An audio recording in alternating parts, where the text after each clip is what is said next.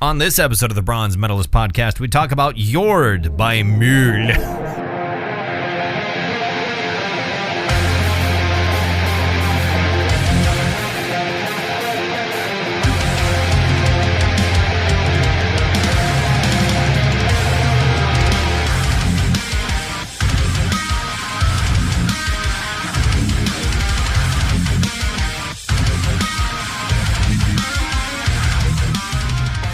Hi, everyone. Welcome to another episode of the Bronze Metalist Podcast. I'm Kale. I'm OJ. We're two professional broadcasters. We like metal, and we like to talk about it. And it's January, which makes it Black Metal January, so we like to take some time to talk about black metal or albums that are at least inspired partially by black metal or bands that have been anyway. I like to open it up a little bit more to things like Blackgaze and that sort of thing. Black metal adjacent. Yes, certainly. Sure. Which is definitely where Mule fits in. Mule and their album Jord. Yeah, if you're wondering why we're saying that, they're a Danish band. Their name is spelled M-O-L, but the O's got one the little cross. One of them lines through it. They got the backslash going through the O. Right. So it's Mule. I believe that makes the sound. Yeah. Because Euronymous from Mayhem, his real name was Uystein Arseth, I think. So this would be Mule or something like that. I'm sure the Danish have some specific way they pronounce it because they decided to be different. Sometime in I think the 1500s, they were like, we're going to make our language barely intelligible to our closest neybours. I feel like this is somehow going to get to a Danish person, and we're going to get a cease and desist order. Maybe. I feel like from what I've seen online from a number of Danes, they kind of agree with a lot of other people that their language is fucking nonsense. In the sense that like it's not utter nonsense structurally necessarily, but the fact that like, you know, Swedish and Norwegian, they can understand one another kind of. They're not even kind of. They're highly mutually intelligible. They're very, very similar to each other. It's not even a kind of situation. Both of them can barely understand Danish. Right. That's what I heard described to me. If you're Norwegian, you can understand Swedish, and if you're Swedish, you can understand Norwegian. And if you're Swedish and Norwegian, and you have a bad concussion, you now speak Danish. Yeah. Yeah. This is the first 5 minutes of this podcast is just us shitting on the Danish language, I guess. Which I guess Americans being awful towards the Danish is very timely and topical. Sure. All things considered, we're not going to get too far into that, I guess, because you pay attention to the news. Probably you already know. We're recording this in January of 2025, so yeah. I wonder how poorly or hilariously it will have aged. I guess we'll see. Hopefully, it's just funny. Yeah. This album that we're talking about came out in 2018. It's not their newest album. They've got one newer called Diorama, and I think they might have one on the way sometime soonish because I think Diorama came out in like 2021. It did. I believe I've seen maybe a single or something like that. I can't recall. When I was looking at their discography, I didn't have my glasses on, so I looked at their newest full length album. And I'm like, why would they call it that? And then I went, but put the glasses on. I went, oh, Diorama. Yeah, diarrhea. Suddenly they became they pivoted to being a grindcore band. Yeah, apparently. I feel like that, but if you see a grindcore album called Diarrhea, you're like, yeah, all right. That tracks. Okay, that makes sense. That fits in with the genre. Right. But we'll talk more about Mule and Jord later on in the episode. How are you doing today, though? I'm doing fantastic. I'm exhausted. And I need to get to bed early tonight because my oldest child and her husband are flying in tomorrow. Oh, hanging out. Yes. Awesome. That's always fun. Yeah. But you need to be rested up. Yeah. They're not that difficult. They're very chill people. Both of them are like, whatever.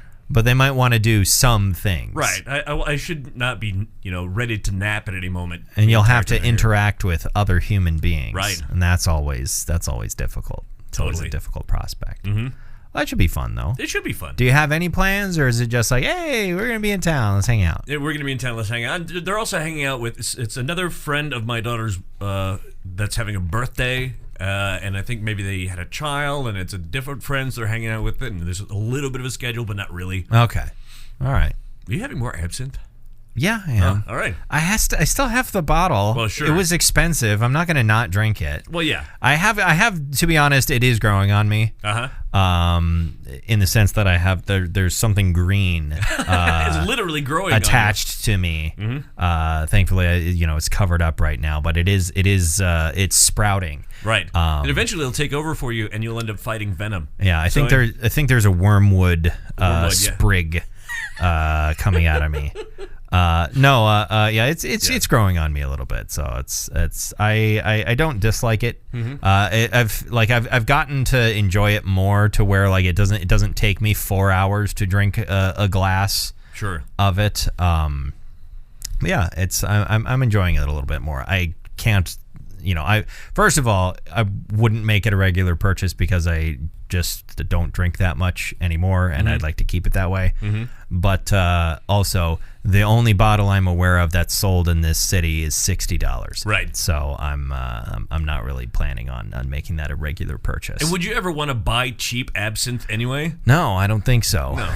I mean, maybe not cheap absinthe, but like a $30 bottle. Sure. I'd be all right. I'm fine with a $30 bottle of bourbon. Like that's the territory that like Bullet and Maker's Mark live in, and I love those two brands. So I don't know if those bottles exists in 750 milliliter quantities. Maker's Mark? No. Oh, you're talking about absinthe. At least in the United States, I don't know if a $30 bottle of absinthe can be found. Phillips absinthe. Oh, fucking Phillips, man. Yeah. I think I don't know if I've ever... I think I've had like Phillips vodka once, and I remember it being awful. I remember it being an unpleasant situation.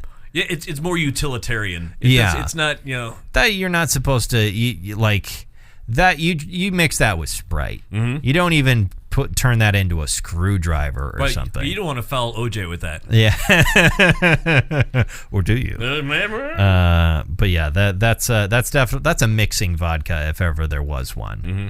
I guess that and Kharkov. Right.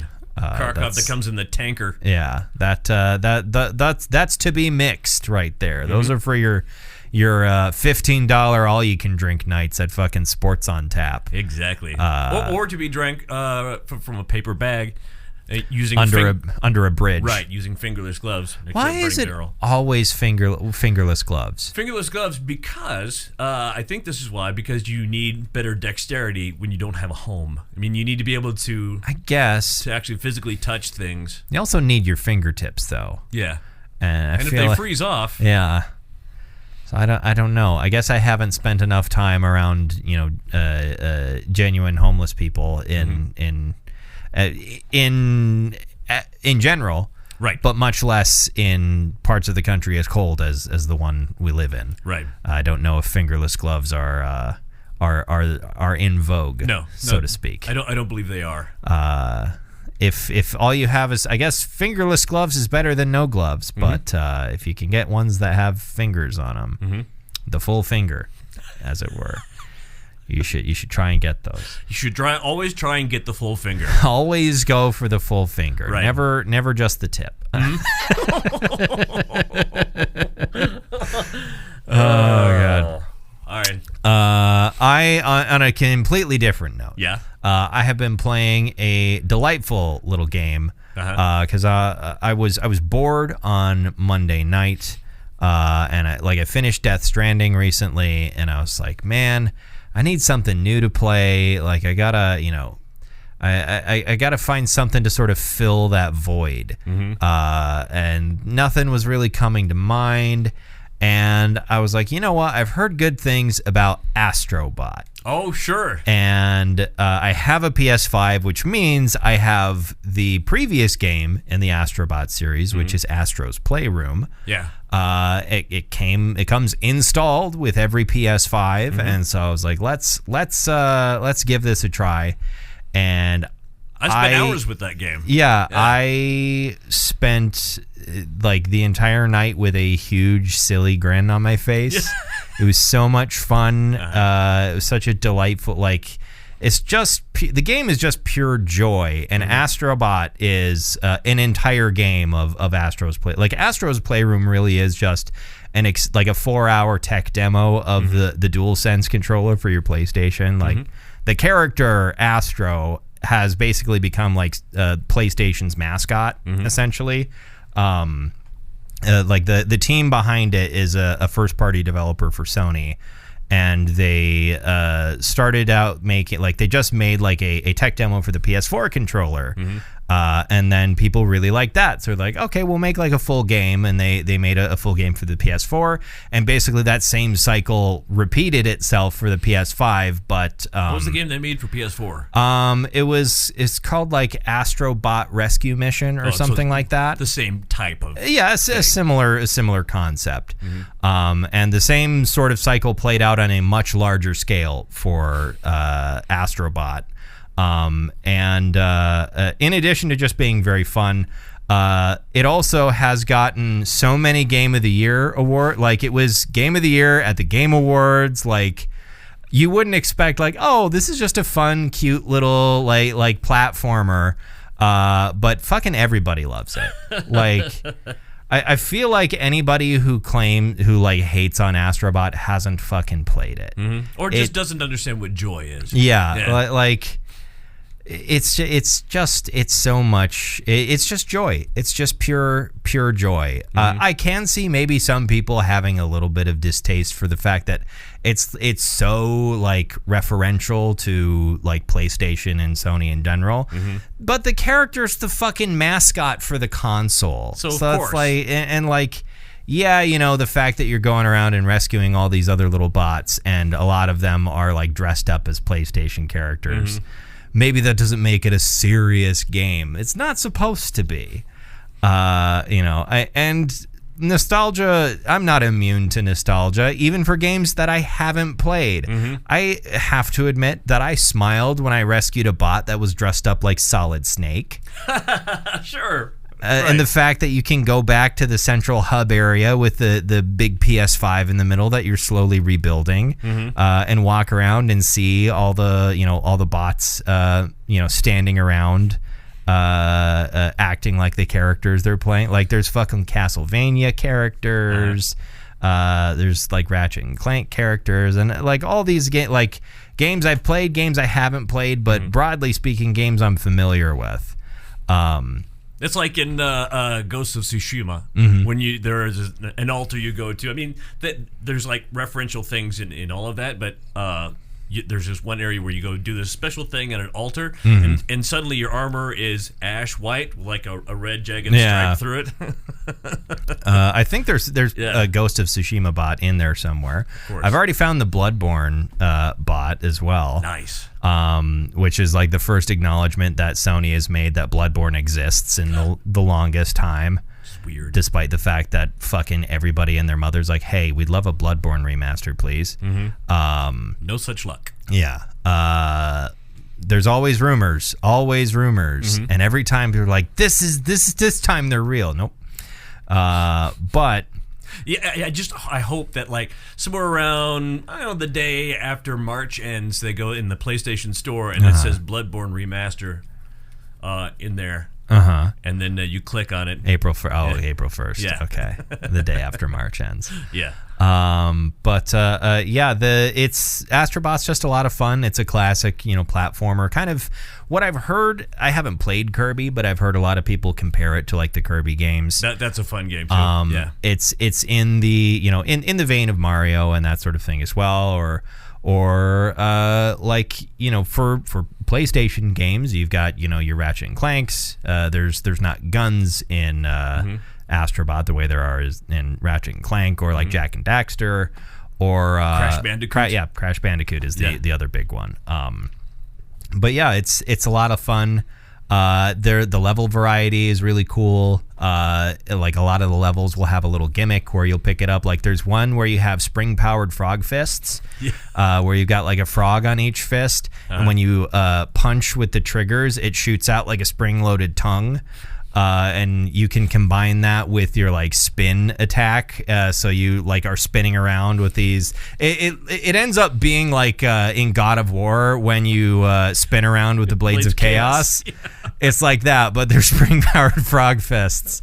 You can also later in that level, you also use them to swing around on like sticky like platforms and stuff. Neat. Like, and there's stuff like that in almost every level, and it's almost always like, at least so far anyway. I kind of hope it will repeat every once in a while because some of them have been really fun and I want more of it.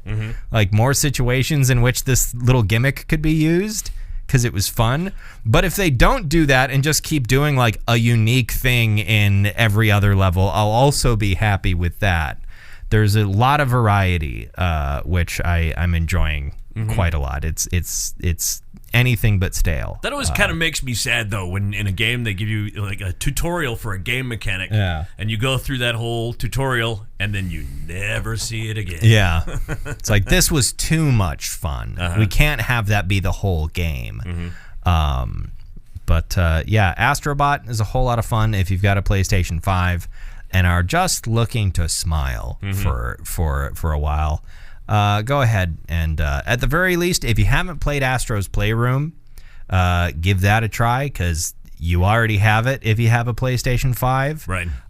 Play that, and if you enjoy that, you'll love Astrobot because it's just that but more. But yeah, I'm really happy. Really happy with that. I'm having a great time with it. I'm excited to probably play it as soon as we're done recording. Well, what I'm gonna do as soon as we're done recording, I'm gonna go home. I'm gonna have some chef. Some chef. Some chef. That's my You're gonna have some chef, are you? I'm gonna have some chef. Oh, Monsieur Boyardi. Yeah. Let's see, we lost her right here. I don't know. I don't know what happened. I don't know. So, is it this? Yank that out and put it back in. There we go. Oh, no, not really. I don't know. It's that new splitter you got. So what I'm going to do is I'm going to eat that, and I'm going to watch the latest Creature Commandos. Ah, yes. It's the a James Gunn produced DC animated show. Yes. About like the like E-tier DC villains. Are they villains or are they anti-heroes? Well, I mean, they're anti. I mean, it's complicated. I mean, they're just like it's like Suicide Squad, it's like kinda. Suicide Squad, but even more obscure. Like Yeah. I mean, like the members of the Suicide Squad, at least the big ones are not necessarily that obscure. Right. You know, a couple of the traditional members of Suicide Squad are fairly obscure. You Captain Boomerangs and whatnot. Right. But you know, you've got your Harley Quinns and your occasional appearances by Bane and that sort of thing in various Suicide Squad properties. Everyone's favorite, most well-known character, Weasel. Well, he's in this too, though. Yeah. I don't know, before the recent Suicide Squad movie, I don't know how well-known Weasel was. Right. But or like Starro or Polka Dot Man or Right. like most of the cast of the most recent Suicide Squad movie was even more obscure characters. But that's kind of James Gunn's magic when it comes to his superhero like productions. Is he's so good at taking characters no one's ever heard of and making them people's favorite. Right. Up until how many years ago had you ever heard of Star-Lord? No, I'd never heard a single thing about Guardians of the Galaxy. Yeah. Which fun fact about Guardians of the Galaxy, the team lineup and general sort of vibe that James Gunn went with for the movie lineup was originally created by a writer called Dan Abnett, who I know primarily from the fact that he's written almost all of my favorite Warhammer 40K books. So that's always a fun little connection to make in my brain to myself. And I go, good job, me. That was so interesting and cool. Right. Wow, thank you for telling me that fun fact. You are your best friend, aren't you? I sure am. And my worst enemy. But yeah, what's Creature Commandos on to watch? Probably Max, right? It is on. Okay.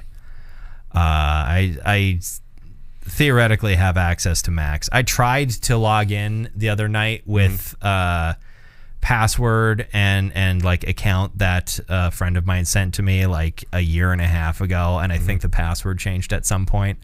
And you didn't want to bother him? I didn't want to bother her. I was just like, you know what? No, I'll just go back to YouTube or whatever. I think that's actually. I think I was going to watch something, and then I was like, yeah, I'll just turn on my PS5 and find something to play. And then I was like, oh yeah, Astro's Playroom. And then now I'm here. Now you're happy. Now I'm here and I'm happy. I also watched a thing that made me angry at the end of it. And then what's weird is I experienced the show, which is actually from 2022. It's called Severance. Have you heard of this? It's with Adam West. No.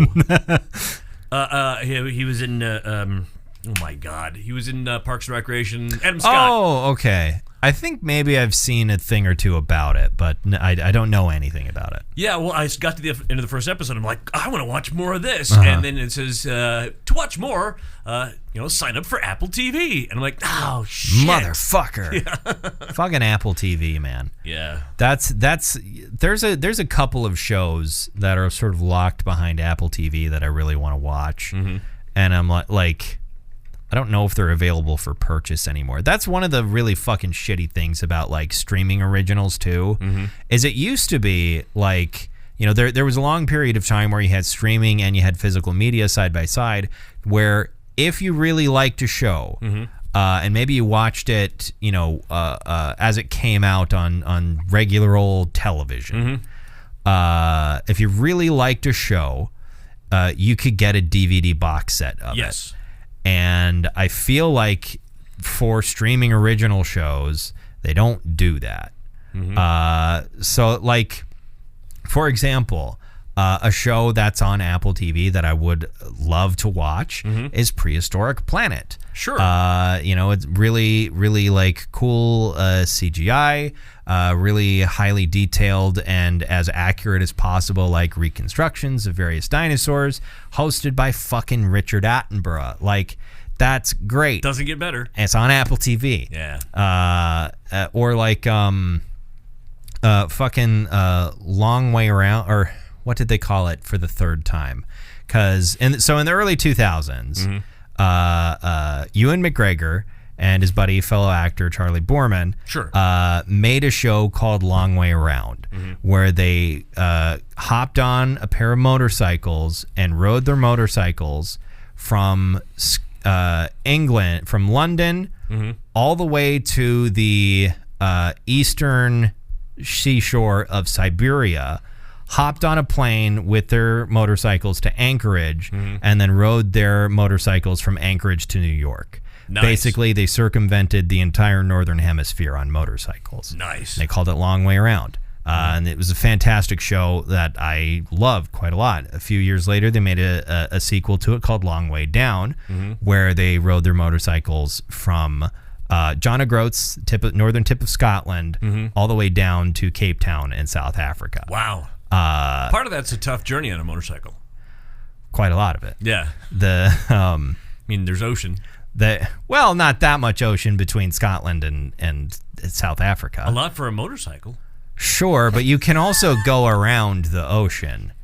You can the English Channel. I suppose there's the channel. There's also boats and planes and but anyway, they had flying motorcycles. Yeah. Long Way Up is the new one. Yeah. Which I think they went from Patagonia up to like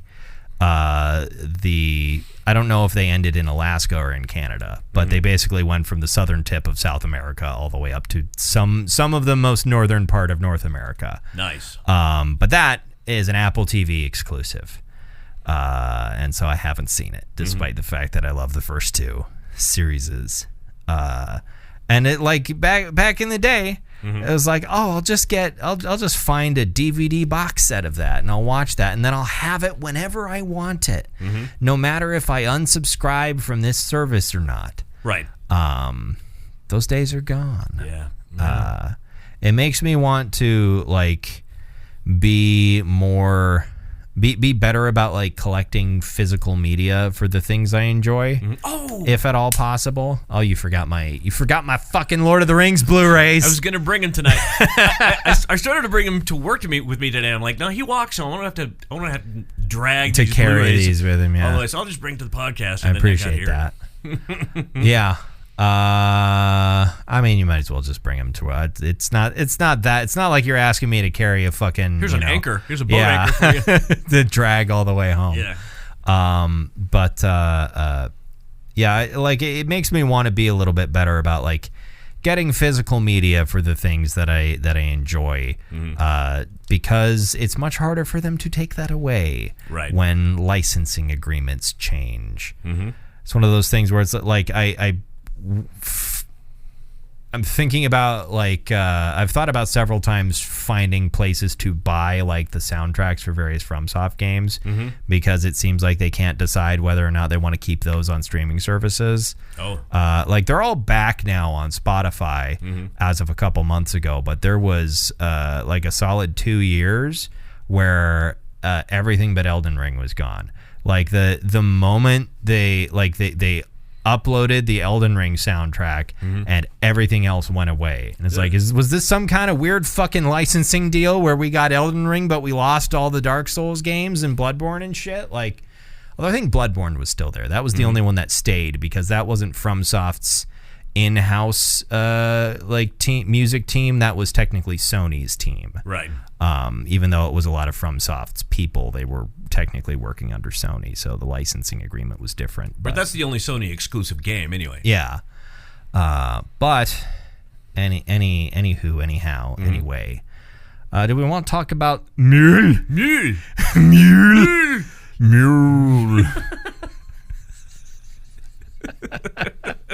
I wish I knew. Like I should have looked up if it's somewhere like hearing someone actually say this word. Right. I read a couple of interviews with some of the band, and I just wish there could have been audio says yes. Oh well, my band Maul. Yeah. We're actually like they're like those kind of Danish people who you have no idea are Danish. It's like Nicola Coster-Waldau. Right. Or like you listen to him talk and you just think he's like, maybe British. Yeah, European of some kind. He's just vaguely European. You have no idea he's Scandinavian. Right. Alexander Skarsgård is Swedish, but he's in the exact same boat where it's like, wait, you're not American? Right. But Skarsgård, my boy Alexander, it's me, Stellan. Any opportunity to trot out my all right Stellan Skarsgård impression. Yeah. So anyway, Mule is every time it's gonna be right. They are a Danish Blackgaze band established in 2012. This is their debut full-length album. They put out a couple of things before this, but it was EPs and that sort of thing. Your typical like band slowly building up, writing songs, doing some initial touring, that sort of thing. But this was their debut album. Came out in 2018, and it's kind of interesting because in a number of reviews that I read, they're kind of cited with like being a band that kind of revitalized people's interest in Blackgaze in general, because by 2018, the genre for a lot of people had gotten maybe a little stale and a little oversaturated, in the sense that like Alcest got started in the early 2000s and were sort of the first people, and for a while kind of the only reasonably well-known band playing this style of very sort of pretty, I guess, beautiful, atmospheric, ambient sort of shoegaze, post-rock inspired black metal mix. And then, Def Heaven exploded onto the scene, and, took over the fucking world with Sunbather, in 2012 or whenever, or 2013, I think it was Sunbather. But like it was insanely popular to the degree that people started hating it just because it was popular. Right. Like that's kind of the story of Def Heaven's early career, is they were the popular new thing, and people who didn't like metal liked them. So everyone who was a true metalhead had to hate Def Heaven. I had I'm kind of thankful that I didn't know anything about Def Heaven at the time. I was barely listening to anything beyond I think 2013. I was just getting into Architects. Sevenfold I was past Avenged Sevenfold by that point, I think. But by that point I was getting into Architects and August Burns Red, and I was still in my metalcore phase at that time, pretty firmly. But I wonder how my opinion of Def Heaven might have. I probably wouldn't have liked Def Heaven even in the slightest back in 2013. All right. But kind of because of Def Heaven and because of the sheer number of people that kind of got inspired to make this kind of music by them, by 2018, a lot of people were sort of sick of Blackgaze, and things hadn't really progressed all that much. And one review that I read sort of said, it seems like these guys didn't get the message that people were over Blackgaze, and they just made, whatever album they wanted to make, and it ended up being fucking amazing. They weren't trying too hard to buck the trend or anything like that, or to shake things up and be really different. They're like, let's just make the best possible album of this style we can. And it's really, really, really good. It is very good. If you've listened to Blackgaze before, this is very much probably what you would expect. If you've listened to other bands, if you listened to Def Heaven, if you listened to Alcest, this fits that mold. It does carry with it quite a bit more energy than either of those other bands tend to have. Those other bands tend to be, for lack of a better term, quite a bit more shoegazy, at times, to the point where Def Heaven now is just a straight up shoegaze band, and I adore them for that. I absolutely, we talked at length about Infinite Granite last year sometime. I'm still in love with that album. I think it fits them very well. But sometimes you want something that carries with it a little bit more energy, and this really does. It has a lot more energy and a lot more spark to it without losing the atmospheric qualities and that sort of triumphant, sort of euphoric feeling that you find in a lot of other Blackgaze bands. Is still there in spades. Excuse me. You all right? There was some gas welling up from my tum-tum. From my tum-tum. There's some gas welling up from the tum-tum, you know what I mean? It happens. But yeah, I think I first came across these guys a couple of years ago, actually, when I just I never use Spotify's radio feature where you're show me songs similar to this one, because I just feel like their algorithm isn't very good for picking stuff that I'm actually going to enjoy. But it was a while back where I think I maybe turned it on for like Falls of Rauros or something like that. All right. Based off I want to listen to more music like this, and I think songs from this album came up. And I was like, wow, that's really good. And a couple of times I think I sought out this album to listen to. But then I don't know what it was. Like a few months ago, I was like, oh yeah, Mool. I think I just wanted to listen to I wanted to listen to some Blackgaze, but I wanted something that felt a bit fresher to me. And I was like, oh shit, this is actually fucking great. This whole album's actually really fucking good. Yeah, this makes me want to go listen to the Diarrhea album. So the album after this is called Diorama. Diorama, right? I was just like, I got to talk about this, but it was like early December or something like that. Like there wasn't time to fit this in. And I was like, well, this is black metal adjacent, so I guess we'll talk about it in January. But since I decided that I wanted to talk about it this month, I've been listening to it like, once a week. And I've become really, really fond of it. What are your thoughts? I've been talking a lot. I also really enjoy it. It made me think of a lot of well, here's the thing, and this is a little bit a debacle that we had earlier today.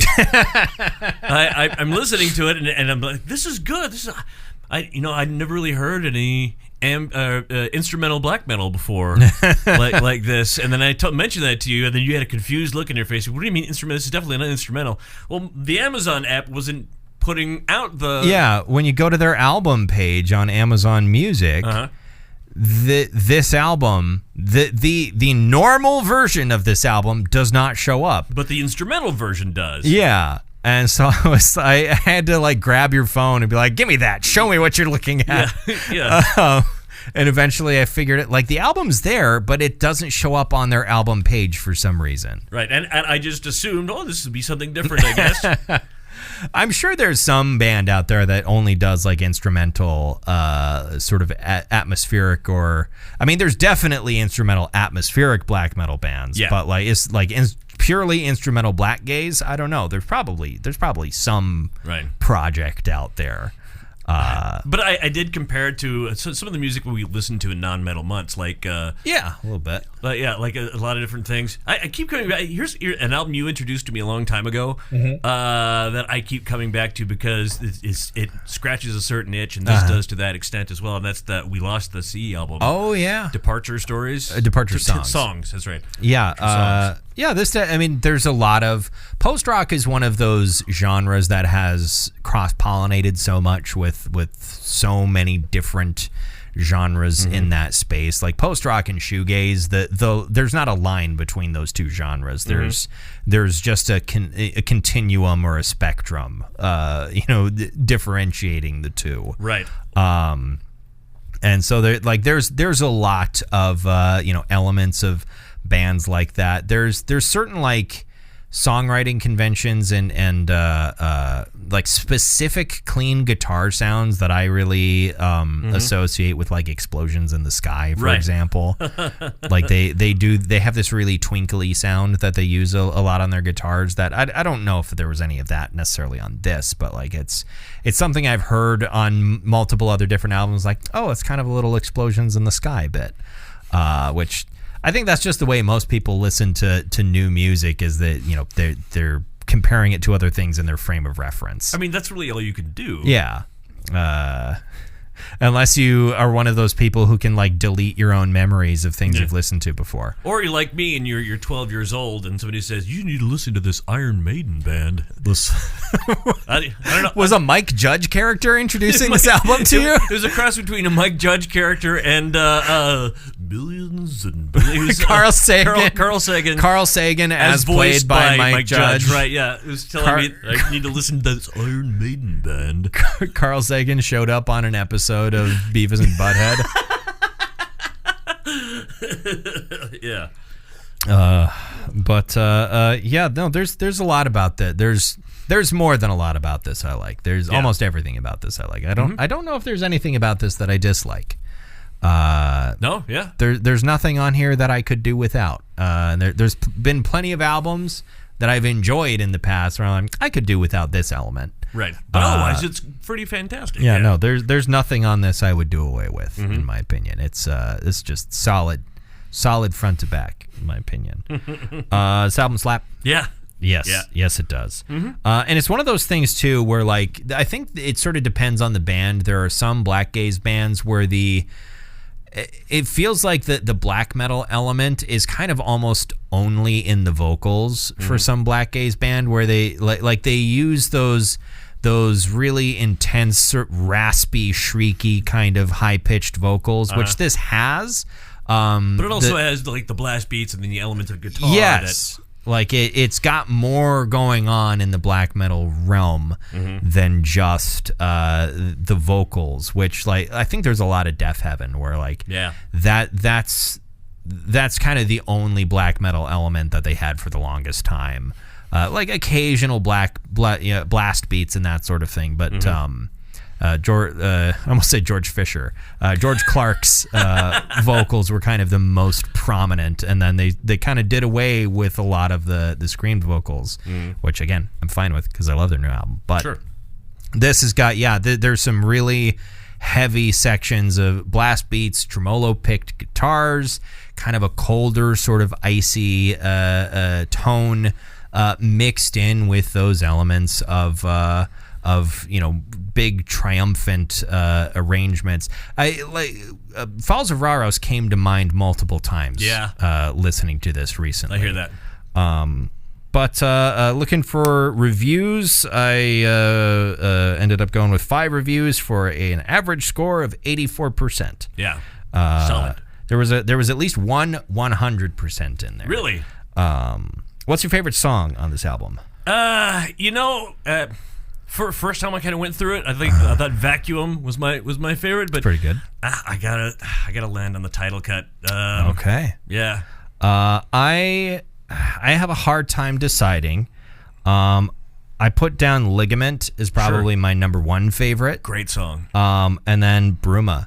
Bruma is just really good. It's got this sort of bouncy, very hooky, sort of central chorus, I guess, almost. Is that the second song? That's the third song, I think. Bruma, I think, is also the most popular song on the album as well, at least according to Spotify. I like pretty much every song, and there is one instrumental cut on this, which I don't dislike, but it's I like the vocals as well, so it's I was missing them maybe a little bit. But that would have been funny if the instrumental version that I came across, that song is the only one that had vocals on it. They reversed it. Yeah, that would have been funny. But yeah, what medal do you bestow upon this like Maskanata to Chewbacca? Yeah, I'm gonna have to give this a gold. I agree. Yeah. Given at least the number of times I've listened to it in the last month, sort of in preparation for talking about it today, and like how sort of obsessed with it I've become on a certain level. Now I can kind of move on to listening more to their newer album.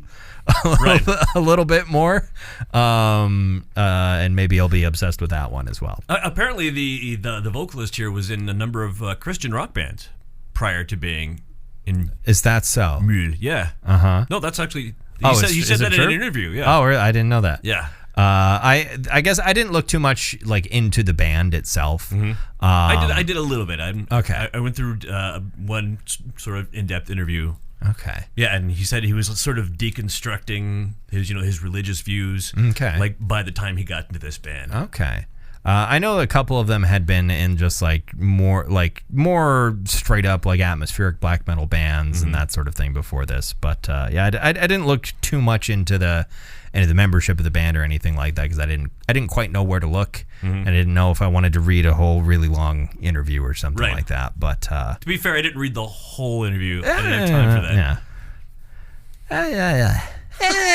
I was turning into Jay Leno. That's my Jay Leno impression. Is just him going, you know. Which, to be fair, is also Conan O'Brien's Jay Leno impression. Just, but anyway. Next week, what do you want to talk about? Next week, you actually kind of sort of described the album I Fortipicked.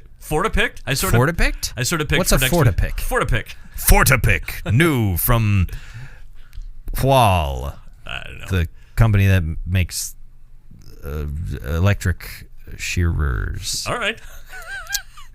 Anywho, Moon Sorrow. They are a Finnish band. It's sort of blackened death folk. Death folk. And really, I've listened to part of that as well. And there's a lot of it where the vocals are the blackened part of it, but there's a lot of fife going on. Sure. Yeah. So yeah. I mean, they're also from Finland, so that if you're just from the Nordics, you've already got cred. So that gives you some extra room to play around. One of my favorite Norwegian black metal bands, Bureau Holland. What? Bureau Holland? You don't know who that I is? don't know who that is. No. He played at Husfest a lot. Okay. He owned a Ford dealership in Oslo, I think. Oh, my favorite black metal band is ABBA. Also, Michael Ackerfeld's favorite black metal band. I forget, that Michael Ackerfeld is a huge ABBA fan. Yeah. I mean, I feel like at a certain point in any Swedish person's life, you, regardless of how you felt before, once you reach that age where you start to let go of some of your cynicism, you're like, you know what? I actually do like ABBA. Yeah. At a certain point. But anyhow, anywhere. Next week, then, Moon Sorrow. Yes. So till you hear from us again, then why don't you go ahead and subscribe to our feed on whatever podcast service you use to listen to us. Thank you very much for listening to another episode of the Bronze Metalist Podcast. I'm KO. I'm OJ. Congratulations!